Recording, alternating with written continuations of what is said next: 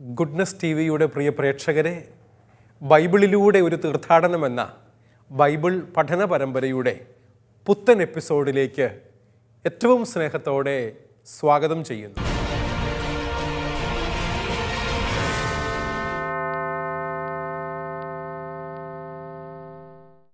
കഴിഞ്ഞ ക്ലാസ്സുകളിൽ ബൈബിളിലെ പുതിയ നിയമത്തിൽ 4-ാം സുവിശേഷം എന്നറിയപ്പെടുന്ന യോഹന്നാൻ്റെ സുവിശേഷത്തിൻ്റെ 15 അധ്യായങ്ങൾ നമ്മൾ പഠനം പൂർത്തിയാക്കി.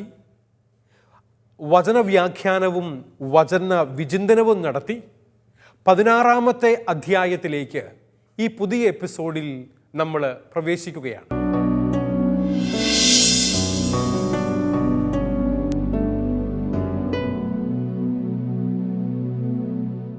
യോഹന്നാൻ്റെ സുവിശേഷം 16-ാം അധ്യായത്തിൻ്റെ ആദ്യത്തെ 4 വാക്യങ്ങൾ ഈ എപ്പിസോഡിൽ നമുക്ക് പഠന വിധേയമാക്കാം. 2 തരത്തിലാണ് നമ്മൾ ഈ വചനഭാഗം പഠിക്കാൻ ഉദ്ദേശിക്കുന്നത്. ഒന്നാമതായി ഈ വചനഭാഗത്തിൻ്റെ വ്യാഖ്യാനം, പദാനുപദമായ വ്യാഖ്യാനുസരണമായ ഒരു വ്യാഖ്യാനം നമ്മൾ നൽകും. അതിനുശേഷം പതിവ് പോലെ ആ വാക്യങ്ങളുടെ വിചിന്തനം നമ്മൾ നടത്തും. അതുകൊണ്ട് ആദ്യമേ തന്നെ ഈ വചനത്തിൻ്റെ പഠനത്തിലേക്ക് പ്രവേശിക്കുമ്പോൾ വചനഭാഗം നമുക്കൊന്ന് വായിച്ചു കേൾക്കാം. ബൈബിള് കരുതിയിട്ടുള്ള എല്ലാവരും കൈകളിൽ എടുക്കണം. യോഹന്നാൻ്റെ സുവിശേഷത്തിൻ്റെ 16-ാം അധ്യായം 1 മുതൽ 4 വരെ വാക്യങ്ങൾ ഞാൻ നിങ്ങൾക്കായി വായിക്കുകയാണ്. എന്നോടൊപ്പം നിങ്ങളും വായിക്കണമെന്ന് അഭ്യർത്ഥിക്കുന്നു. നിങ്ങൾക്ക് ഇടർച്ചയുണ്ടാകാതിരിക്കേണ്ടതിനാണ് ഞാൻ ഇവ നിങ്ങളോട് പറഞ്ഞത്. അവർ നിങ്ങളെ സിനഗോഗുകളിൽ നിന്ന് പുറത്താക്കും. നിങ്ങളെ കൊല്ലുന്ന ഏവനും താൻ ദൈവത്തിന് ശുശ്രൂഷ ചെയ്യുന്നു എന്നു കരുതുന്ന സമയം വരുന്നു. അവർ പിതാവിനെയോ എന്നെയോ അറിഞ്ഞിട്ടില്ലാത്തതുകൊണ്ട് ഇത് ചെയ്യും. അവരുടെ സമയം വരുമ്പോൾ ഇവ ഞാൻ പറഞ്ഞിരുന്നു എന്ന് നിങ്ങൾ ഓർമ്മിക്കാൻ വേണ്ടി ഞാൻ നിങ്ങളോട് പറഞ്ഞിരിക്കുന്നു. ഇക്കാര്യങ്ങൾ ആരംഭത്തിലേ നിങ്ങളോട് പറയാതിരുന്നത് ഞാൻ നിങ്ങളോട് കൂടെ ഉണ്ടായിരുന്നത് കൊണ്ടാണ്. നമ്മുടെ കർത്താവായ മിശിഹായിക്ക് സ്തുതി. ഈശോയിൽ ഏറ്റവും സ്നേഹം നിറഞ്ഞ ബൈബിൾ പഠിതാക്കളെ, നമ്മളിപ്പോൾ വായിച്ചു കേട്ട യോഹന്നാൻ്റെ സുവിശേഷം 16-ാം അധ്യായത്തിൻ്റെ 1 മുതൽ 4 വരെയുള്ള ഈ വചനഭാഗത്തിന് നമ്മൾ ഈ പഠനത്തിന് വേണ്ടി നൽകിയിരിക്കുന്ന ടൈറ്റിൽ, തലവാചകം നിങ്ങൾക്ക് സ്ക്രീനിൽ കാണാൻ സാധിക്കുന്നതാണ്. വിശ്വാസത്തിൽ പക്വത പ്രാപിക്കേണ്ട ജീവിതം എന്നാണ്. വിശ്വാസത്തിൽ പക്വത പ്രാപിക്കേണ്ട ജീവിതം എന്ന ടൈറ്റിലിലൂടെ ഈ വചനഭാഗത്തെ എന്ന് പറഞ്ഞാൽ 16-ാം അധ്യായത്തിൻ്റെ 1 മുതൽ 4 വരെയുള്ള വചനങ്ങളെ നമ്മൾ പഠിക്കാനായി ശ്രമിക്കുമ്പോൾ എപ്രകാരമാണ് ക്രിസ്തുവിൽ വിശ്വസിക്കുന്ന ഒരു വ്യക്തി തൻ്റെ വിശ്വാസ ജീവിതം വഴിയായി പക്വത പ്രാപിക്കേണ്ടത് എന്നതിനെക്കുറിച്ചാണ് നാം മനസ്സിലാക്കാൻ ശ്രമിക്കുന്നത്. 3 വാക്കുകൾ ശ്രദ്ധിക്കണം കേട്ടോ. ഒന്നാമത്തേത് വിശ്വാസം അഥവാ ഫെയ്ത്ത് എന്ന് നമ്മൾ വിളിക്കും. രണ്ടാമത്തേത് പക്വത എന്ന വാക്കാണ്. മച്യൂരിറ്റി എന്ന് ഇംഗ്ലീഷിൽ പറയാറുണ്ട്. മൂന്നാമതായി ജീവിതമാണ്. ലൈഫ് എന്ന ഇംഗ്ലീഷ് വാക്കുകൊണ്ട് അതിനെ സൂചിപ്പിക്കുന്നു. എപ്രകാരമാണ് നമ്മുടെയൊക്കെ ജീവിതം വിശ്വാസത്തിൽ പക്വത പ്രാപിക്കേണ്ടത് എന്നതിനെക്കുറിച്ചാണ് ഈ വചനഭാഗം നമ്മെ ഓർമ്മപ്പെടുത്തുന്നത്. നമ്മൾ വ്യക്തികളെ അനലൈസ് ചെയ്യുമ്പോൾ അറിയാതെ തന്നെയും നമ്മുടെ മനസ്സിലേക്ക് നമ്മൾ കാണുന്ന, നമ്മൾ കേൾക്കുന്ന, നമ്മൾ അറിയുന്ന നമ്മുടെ കൂടെയുള്ള വ്യക്തികളെക്കുറിച്ചൊക്കെ ഒരു അസസ്മെൻറ്റ് നമ്മൾ നടത്തുന്നുണ്ട്, ഇല്ലേ? നിങ്ങൾ ചിന്തിച്ച് നോക്കിക്കേ. ചില വ്യക്തികളെക്കുറിച്ച് നമ്മൾ പറയും അവൻ പക്വതയുള്ളവനാണ്, അല്ലെങ്കിൽ അവൾ നോക്കിക്കേ അവൾ നല്ല പക്വതയോടുകൂടെ സംസാരിക്കുന്നു എന്ന് പറയാറുണ്ട്, ഇല്ലേ? എത്രമാത്രം പക്വതയുള്ള വ്യക്തികളെ നമ്മൾ കാണുന്നു, അതുപോലെ തന്നെ നേരെ ഓപ്പോസിറ്റും നമ്മൾ കാണാറുണ്ട്. പക്വത കുറവുള്ളവരെയും നമ്മൾ കാണാറുണ്ട്, നമ്മൾ ഇടപെടാറുണ്ട് എന്നുള്ളതും യാഥാർത്ഥ്യമാണ്. നമ്മുടെ സാധാരണ ജീവിതത്തിൻ്റെ ഭാഗമായി പക്വതയുള്ളവരെയും പക്വത കുറവുള്ളവരെയും നമ്മൾ കാണാറുണ്ട്. ഇവിടെ ഈ സുവിശേഷ ഭാഗം നമ്മോട് ആവശ്യപ്പെടുന്നത് വിശ്വാസത്തിൽ പക്വത പ്രാപിച്ച വ്യക്തികളായി ഞാനും നിങ്ങളും മാറണമെന്നുള്ള യേശു കർത്താവിൻ്റെ ആഗ്രഹം എപ്രകാരമാണ് യോഹന്നാൻ സുവിശേഷകൻ അവതരിപ്പിക്കുന്നത് എന്നതാണ് ഈ വചനഭാഗത്തിൻ്റെ പ്രത്യേകതയായി നാം ആദ്യമേ തന്നെ as an introduction for this chapter of the gospel according to Saint Mark നമുക്ക് മനസ്സിലാക്കാൻ വേണ്ടി സാധിക്കുന്ന കാര്യം അതാണ്. ഇവിടെ വീണ്ടും ഈശോ ശിഷ്യന്മാർക്ക് നൽകുന്ന ഒരു മുന്നറിയിപ്പാണ് പ്രതിപാദ്യം. നിങ്ങൾ സ്ക്രീനിൽ കണ്ടാൽ മനസ്സിലാക്കാൻ വേണ്ടി പറ്റും. ഇപ്രാവശ്യം ലോകമെന്ന് പൊതുവായി വിശേഷിപ്പിച്ചുകൊണ്ടല്ല, പ്രത്യേകമായി യഹൂദരുടെ ഭാഗത്തു നിന്ന് തൻ്റെ ശിഷ്യർക്ക് അനുഭവപ്പെടാൻ പോകുന്ന മതപീഡനത്തെ പറ്റിയാണ് അവിടുന്ന് സംസാരിക്കുന്നത്. യോഹന്നാൻ്റെ സുവിശേഷത്തിൻ്റെ ആരംഭത്തിൽ നമ്മൾ വളരെ വിശദമായ ഒരു ജനറൽ ഇൻട്രൊഡക്ഷൻ നൽകിയിരുന്നു. ഈ എപ്പിസോഡുകൾ ആദ്യം മുതലേ കണ്ടവർക്ക് യോഹന്നാൻ്റെ സുവിശേഷം എഴുതപ്പെട്ട പശ്ചാത്തലം എന്താണെന്നും അത് ഏത് കാലഘട്ടത്തിലാണ് എഴുതപ്പെട്ടത് എന്നും ആരാണ് എഴുതിയതുമെന്നുമൊക്കെ അതിന് ദൈവശാസ്ത്രത്തെക്കുറിച്ചും മറ്റും അതിനുവേണ്ടി നമ്മൾ നൽകിയ പ്രാരംഭ സൂചനകളിൽ കൃത്യതയോടുകൂടി നമ്മൾ പറഞ്ഞിരുന്ന ഒരു കാര്യം ഇതാണ്: യോഹന്നാൻ്റെ സുവിശേഷം എഴുതപ്പെട്ടത് ആദിമ കത്തോലിക്ക സമൂഹത്തിന് വേണ്ടി, ക്രൈസ്തവ സമൂഹത്തിന് വേണ്ടിയാണ്. എന്ന് പറഞ്ഞാൽ 1-ാം നൂറ്റാണ്ടിൻ്റെ അവസാന ഭാഗത്ത് എഴുതപ്പെട്ട വിശുദ്ധ ബൈബിളിലെ പുസ്തകങ്ങളിൽ ഒന്നാണ് യോഹന്നാൻ്റെ സുവിശേഷമെന്ന് നമുക്കെല്ലാവർക്കും അറിയാം. പ്രിയപ്പെട്ടവരെ, യേശു കർത്താവിൻ്റെ മരണത്തിനു ശേഷം ശ്ലീഹന്മാർ എഴുതിയ സുവിശേഷങ്ങളുടെയും ലേഖനങ്ങളുടെയും അവസാനത്തെ അക്കൗണ്ടുകളിൽ ഒന്നായിട്ടാണ് യോഹന്നാൻ്റെ രചനകൾ എന്ന് പറയുമ്പോൾ നമുക്കറിയാം 5 പുസ്തകങ്ങളാണ് യോഹന്നാൻ എഴുതിയിരിക്കുന്നത്.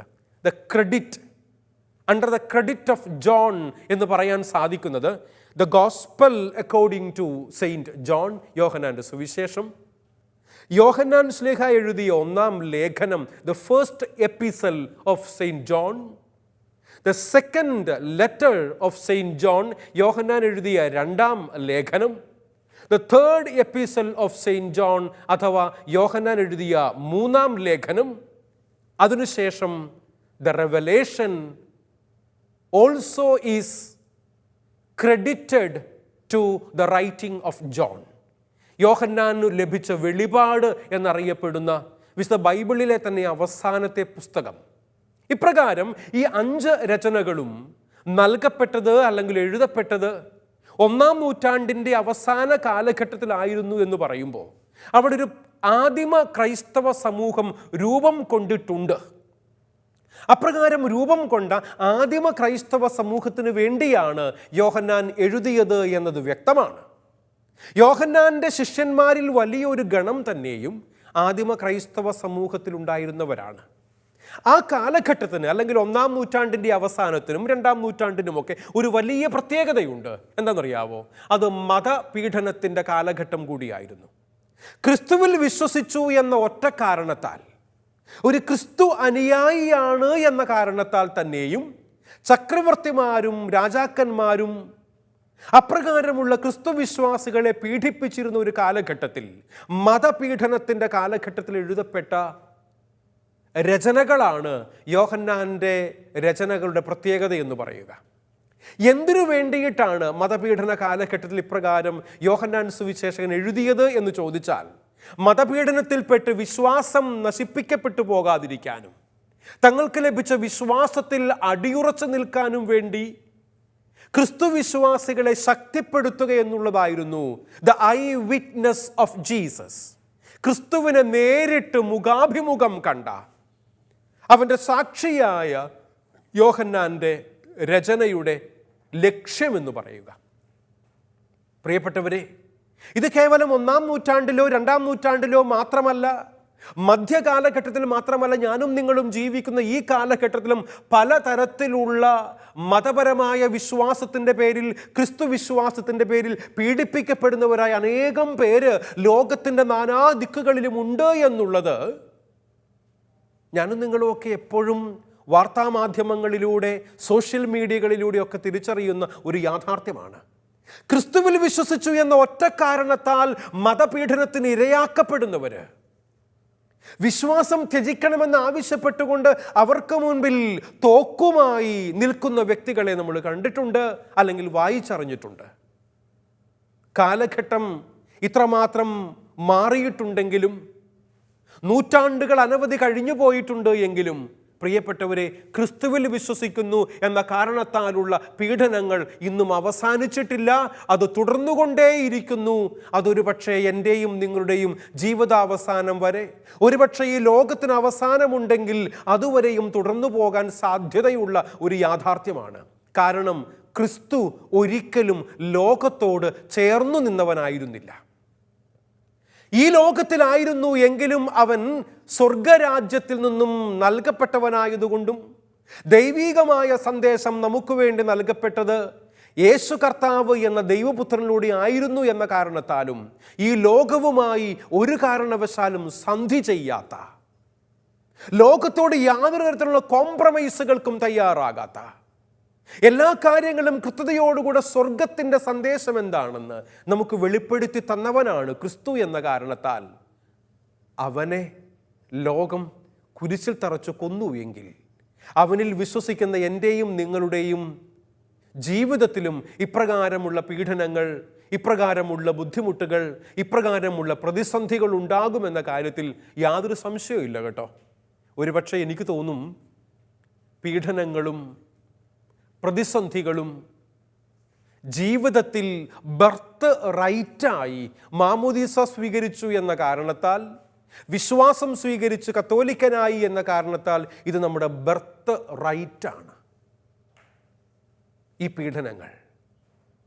അതുകൊണ്ട് തന്നെയും ഇപ്രകാരമുള്ള പീഡനങ്ങളിലൂടെ കടന്നു പോകുന്ന മനുഷ്യർക്ക് ആശ്വാസം നൽകാനും, അതോടൊപ്പം വിശ്വാസത്തിൽ ആരും പിന്നാക്കം പോകാതെ പിടിച്ചു നിൽക്കാനും വേണ്ടി അവരെ പ്രചോദിപ്പിക്കുക എന്നുള്ളതായിരുന്നു യോഹന്നാൻ സുവിശേഷകൻ ഇപ്രകാരം തൻ്റെ സുവിശേഷവും ലേഖനങ്ങളും തുടർന്ന് അദ്ദേഹം എഴുതിയ വെളിപാട് ഗ്രന്ഥത്തിലൂടെയും നമ്മളെ ഓർമ്മപ്പെടുത്തുന്ന കാര്യം.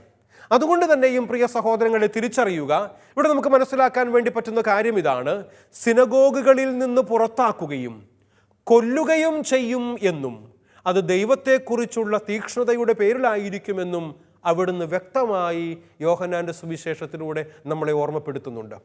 സിനഗോഗുകളിൽ നിന്ന് നിങ്ങളെ പുറത്താക്കും, നിങ്ങളെ കൊല്ലും എന്നൊക്കെ കർത്താവ് തന്നെയും യോഹന്നാൻ്റെ സുവിശേഷത്തിലൂടെ നമുക്കൊരു മുന്നറിയിപ്പ് നൽകുകയാണ്. A warning given well in advance എന്ന് പറഞ്ഞ അർത്ഥം എന്താ? നമുക്ക് സംഭവിക്കാൻ പോകുന്ന കാര്യങ്ങളെ മുൻകൂട്ടി കൃത്യതയോടുകൂടെ തന്നെയും അവതരിപ്പിച്ചിട്ടുണ്ട് യോഹന്നാൻ്റെ സുവിശേഷത്തിൻ്റെ 16-ാം അധ്യായത്തിൻ്റെ 1 മുതൽ 4 വരെയുള്ള വചനങ്ങളിൽ. സിനഗോഗുകളിൽ നിന്ന് നിങ്ങളെ പുറത്താക്കും എന്ന് പറഞ്ഞാൽ, സിനഗോഗ് യഹൂദരുടെ മതവിശ്വാസപ്രകാരമുള്ള പ്രാർത്ഥനാലയമാണെന്ന് നമുക്കറിയാം.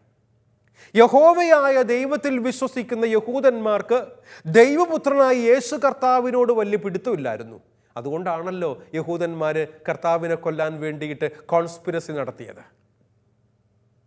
അതിനാൽ തന്നെയും പ്രിയപ്പെട്ടവരെ, അവരുടെ പ്രാർത്ഥനാലയമായ, യഹൂദരുടെ പ്രാർത്ഥനാലയമായ സിനഗോഗിൽ നിന്നും നീ ക്രിസ്തുവിൻ്റെ അനുയായിയാണ് എന്ന കാരണത്താൽ, നീ ക്രിസ്തു വിശ്വാസിയാണ് എന്ന കാരണത്താൽ, നീ ക്രിസ്ത്യാനിയാണ് എന്ന കാരണത്താൽ നിങ്ങൾ പുറത്താക്കപ്പെടുമെന്ന് എഴുതിയിട്ടുണ്ട്. കർത്താവ് കൂട്ടിച്ചേർക്കുകയാണ്, പുറത്താക്കപ്പെടുക മാത്രമല്ല, ഒരുപക്ഷെ നിങ്ങൾ കൊല്ലപ്പെട്ടേക്കാം.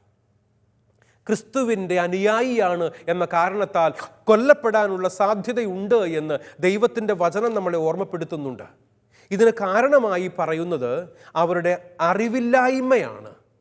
ഇത് ചെയ്യുന്ന ആൾക്കാരുടെ അറിവില്ലായ്മ കാരണമാണ് അവർ നിങ്ങളെ പീഡിപ്പിക്കുന്നത്, അവർ നിങ്ങളെ ബുദ്ധിമുട്ടിക്കുന്നത്, അവർ നിങ്ങളെ മരണത്തിന് പോലും ഇരയാക്കുന്നതിൻ്റെ കാരണം അവരുടെ അജ്ഞതയാണ്. ക്രിസ്തു ദൈവപുത്രനാണ് എന്നതിനെക്കുറിച്ചുള്ള അജ്ഞത. നോക്കിക്കേ, വചനം വളരെ വ്യക്തമായി പറയാണ്. 16-ാം അധ്യായത്തിൻ്റെ 3-ാം തിരുവചനത്തിൽ നമ്മൾ വായിച്ചു കേട്ടു ആ വചനം, അവർ പിതാവിനെയോ എന്നെയോ അറിഞ്ഞിട്ടില്ലാത്തതുകൊണ്ട് ഇത് ചെയ്യും. ഇത് ചെയ്യുമെന്നാണ് പറയുന്നത്. എന്താ ചെയ്യുന്നത്? സിനഗോഗിൽ നിന്ന് പുറത്താക്കും, നിങ്ങളെ ഒരുപക്ഷെ കൊന്നുകളഞ്ഞേക്കാം. അതിൻ്റെ കാരണം ഇതാണ്, അവർ പിതാവിനെയോ എന്നെയോ അറിഞ്ഞിട്ടില്ലാത്തതുകൊണ്ട് ഇത് ചെയ്യും. പിതാവായ ദൈവത്തെയോ അവൻ്റെ പുത്രനായ യേശു കർത്താവിനെയോ അറിഞ്ഞിട്ടില്ല എന്ന കാരണത്താൽ ഒരുപക്ഷെ അവർ നിങ്ങൾക്കെതിരായി ഇപ്രകാരം ചെയ്യാനുള്ള സാധ്യതയുണ്ട് എന്നാണ് പ്രിയ സഹോദരങ്ങളെ ഈ വചനഭാഗം നമ്മളെ ഓർമ്മപ്പെടുത്തുന്നത്. ഈശോയുടെ സുവിശേഷത്തിൻ്റെ തനിമ, ദൈവം പിതാവാണ് എന്നുള്ള കർത്താവിൻ്റെ ഏറ്റുപറച്ചിലും യോഹന്നാൻ സുവിശേഷകൻ പല ആവർത്തി തൻ്റെ സുവിശേഷത്തിൽ രേഖപ്പെടുത്തിയിട്ടുള്ള അഭേദ്യമായ ഒരു ബന്ധമാണ് പിതൃപുത്ര ബന്ധം. ദൈവപിതാവും പുത്രനായ യേശു കർത്താവും തമ്മിലുള്ള ബന്ധത്തെക്കുറിച്ച് എത്രമാത്രം ആഴത്തിലുള്ള പ്രതിപാദ്യങ്ങളാണ് യോഹന്നാൻ സുവിശേഷകൻ നൽകുന്നത് എന്നത് മറ്റ് ബൈബിൾ പുസ്തകങ്ങളിൽ നിന്നും യോഹന്നാൻ്റെ രചനയെ വ്യത്യസ്തമാക്കുന്നതാണ് എന്ന് സഹോദരങ്ങളെ ഇത്തരുണത്തിൽ ഞാൻ നിങ്ങളെ ഓർമ്മപ്പെടുത്തട്ടെ. എന്ന് പറഞ്ഞാൽ ആ സുവിശേഷത്തിൻ്റെ പൊരുൾ ഗ്രഹിക്കാൻ കഴിയാതെ പോയതാണ് അവർ അവിടുത്തെ കുരിശിലേറ്റാൻ കാരണമായി തീർന്നത്. സുവിശേഷത്തിൻ്റെ പൊരുൾ എന്താണ്? വിശ്വാസം വഴിയായി നിത്യജീവൻ ലഭിക്കുമെന്നുള്ള ദൈവവചനത്തിൻ്റെ പൊരുൾ. ഇത് മനസ്സിലാക്കാൻ സാധിക്കാതെ വന്നപ്പോഴാണ് അവർ ക്രിസ്തുനാഥനെ ക്രൂശിലേറ്റിയത്. അതുകൊണ്ട് തന്നെയും ഞാനും നിങ്ങളും വിശ്വാസികളാണ് എന്ന പേരിൽ ക്രൂശിക്കപ്പെടാൻ സാധ്യതയുണ്ട്, പീഡിപ്പിക്കപ്പെടുകയും ചെയ്യും എന്ന് വചനം നമ്മളെ ഓർമ്മപ്പെടുത്തുക.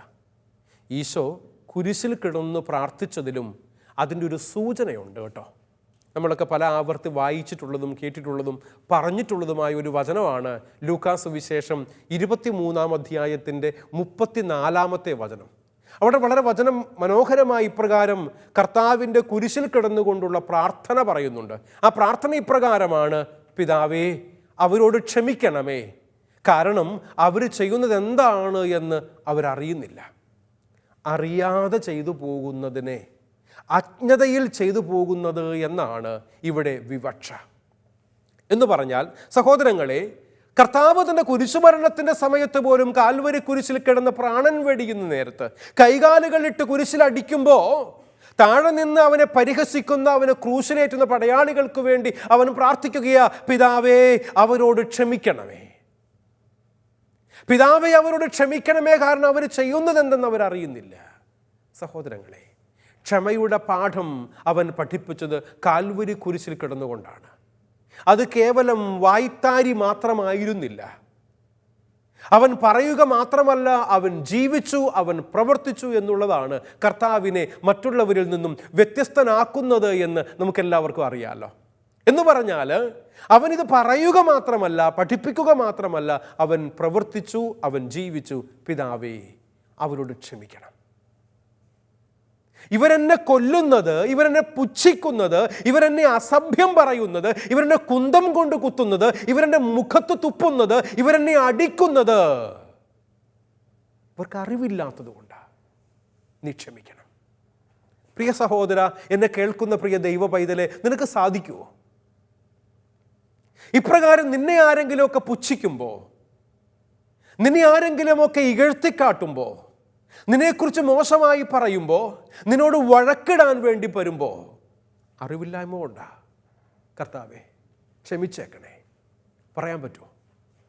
അങ്ങനെ പറയുക എന്നുള്ളതാണ് സഹോദരങ്ങളെ കുരിശിലിൻ്റെ മാതൃകയെന്ന് പറയുക. ഇപ്രകാരം ഞാനും നിങ്ങളും ഒക്കെ ഈ അനുഭവം തന്നെ തൻ്റെ ശിഷ്യന്മാർക്കും ഉണ്ടാകുമെന്ന് ഓർമ്മപ്പെടുത്തുന്ന ഈശോയിൽ നിന്നുമാണ് സ്വീകരിച്ചത്. ഈശോയ്ക്ക് മാത്രമുണ്ടായ കേവലം കർത്താവിൻ്റെ മാത്രം അനുഭവമല്ല ഇതെന്നും നിങ്ങൾക്കിതാണ് ഉണ്ടാകാൻ പോകുന്നത് എന്നും അവൻ ചൂണ്ടിക്കാണിക്കുകയായിരുന്നു. ഈശോയുടെ അതേ മനോഭാവം പുലർത്തിക്കൊണ്ട് ഈ പീഡനങ്ങളെ നേരിടുവാൻ അവർക്ക് സാധിക്കണമെന്ന് കർത്താവ് ആവശ്യപ്പെടുകയാണ് ഈ പ്രാർത്ഥനയിലൂടെ, അല്ലെങ്കിൽ ഈ വചനഭാഗത്ത്. സഹോദരങ്ങളെ, ഞാനും നിങ്ങളുമൊക്കെ കർത്താവിൻ്റെ സ്വന്തമായി തീരുമ്പോൾ, അവൻ്റെ കൃപകൾക്ക് വേണ്ടിയിട്ട് ഞാനും നിങ്ങളും പ്രാർത്ഥിക്കുമ്പോൾ തിരിച്ചറിയുക, മിശിഹായിക്ക് സാക്ഷ്യം വഹിക്കുന്ന ക്രിസ്തീയ ജീവിതം അവശ്യം സഹന ജീവിതമായിരിക്കുമെന്ന് ദൈവവചനം നമ്മളെ ഓർമ്മപ്പെടുത്തുന്നുണ്ട്. മിശിഹായിക്ക് സാക്ഷ്യം വഹിക്കുന്ന ക്രിസ്തീയ ജീവിതം. നമ്മുടെ ക്രിസ്തീയ ജീവിതത്തിൻ്റെ ആത്യന്തികമായ ലക്ഷ്യം എന്നത് തന്നെ നമ്മൾ ക്രിസ്തുവിന് സാക്ഷ്യം വഹിക്കുന്ന വ്യക്തികളായി ഈ ലോകത്തിൽ ജീവിക്കുക എന്നുള്ളതാണ്. അതുകൊണ്ട് തന്നെയും നമ്മുടെയൊക്കെ ജീവിതത്തിലൂടെ സഹനത്തിന് വലിയൊരു സ്വാധീനമുണ്ട് എന്ന് കർത്താവിൻ്റെ ഈ വാക്കുകൾ നമ്മളെ ഓർമ്മപ്പെടുത്തുന്നുണ്ട്.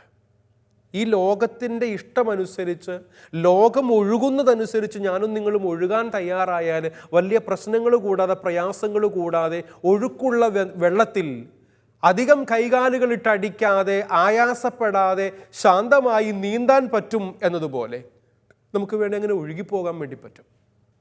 പക്ഷേ നമ്മുടെ ജീവിതം അങ്ങനെ അല്ലല്ലോ. ഒരു കൗണ്ടർ വിറ്റ്നസ് കൊടുക്കാൻ വേണ്ടി വിളിക്കപ്പെട്ടവരാ, ഒരു പ്രതിസംസ്കാരം രൂപപ്പെടുത്താൻ വേണ്ടി വിളിക്കപ്പെട്ടവരാ ഞാനും നിങ്ങളുമൊക്കെ. ഈ ലോകത്തിൻ്റെതായി ജീവിക്കാൻ വേണ്ടിയിട്ടല്ല, ഈ ലോകത്തിന് അനുരൂപരാകരുത് എന്നുള്ള വചനം ഇപ്പോൾ നമുക്ക് ഓർമ്മിക്കാൻ സാധിക്കുന്ന മറ്റൊരു വചനഭാഗമാണ്. ഈ ലോകത്തിൽ എന്തൊക്കെ മാറ്റങ്ങളുണ്ടെങ്കിലും കർത്താവിൻ്റെ വചനത്തിനൊരു മാറ്റവും ഇല്ലല്ലോ.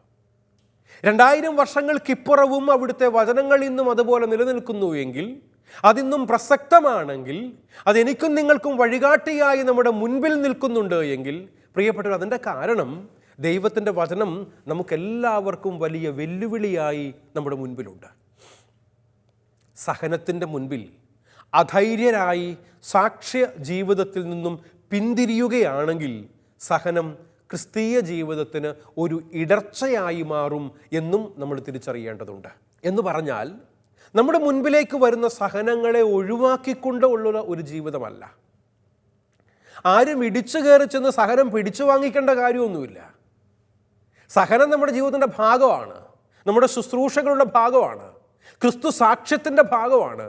അതുകൊണ്ട് അപ്രകാരം വരുന്ന സഹനങ്ങളെ ഏറ്റെടുക്കാൻ, അപ്രകാരം വരുന്ന സഹനങ്ങളിൽ നിന്നും അധൈര്യരായി, ധൈര്യമില്ലാത്തവരായി, പേടിത്തൊണ്ടന്മാരായി ഓടി മാറുന്നവരാകരുത്.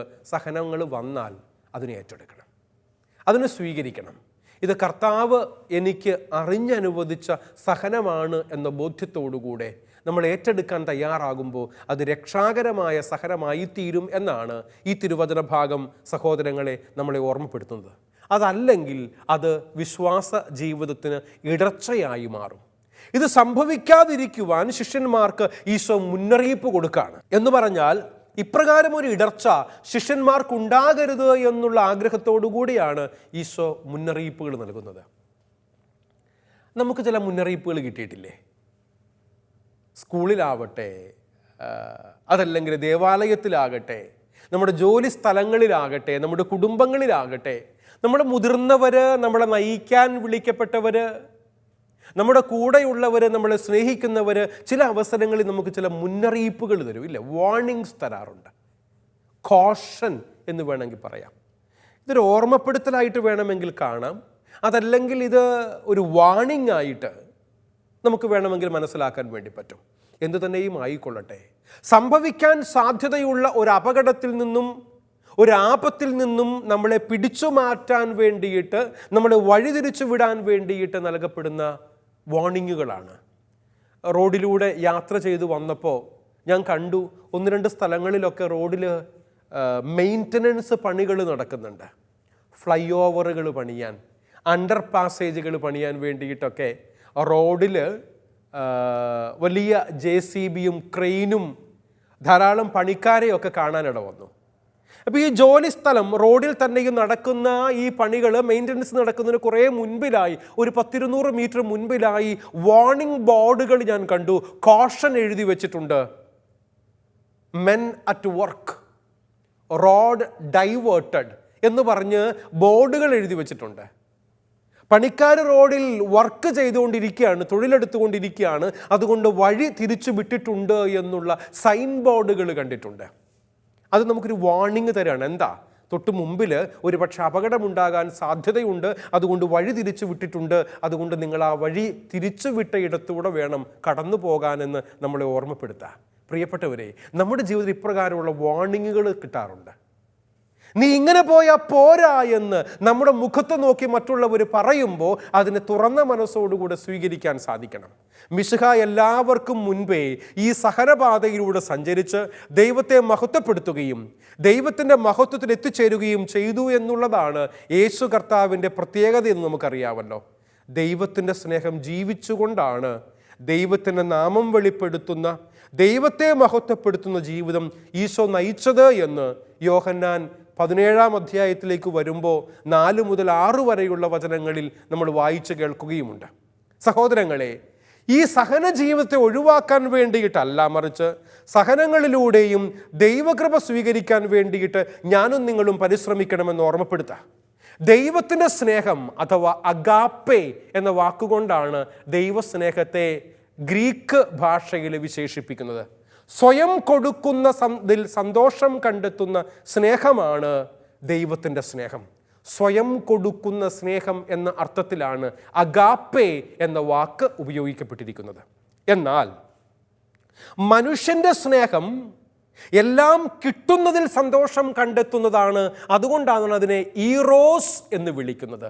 ദൈവസ്നേഹം അഗാപ്പെ കൊടുക്കുന്നതാണെങ്കിൽ മനുഷ്യ സ്നേഹം സ്വീകരിക്കുന്നതാണ്, അത് ഈറോസ് ആണ് എന്ന് പറയുന്നു. എല്ലാം കിട്ടുന്നതിൽ മാത്രം സന്തോഷം കണ്ടെത്തുന്ന ഒരു ലോകത്തിൽ സ്വയം കൊടുക്കുന്ന സ്നേഹം ജീവിക്കുവാൻ ശ്രമിക്കുമ്പോൾ അവിടെ എതിർപ്പുകൾ ഉണ്ടാകും. അത് സഹനത്തിന് കാരണമായി തീരും.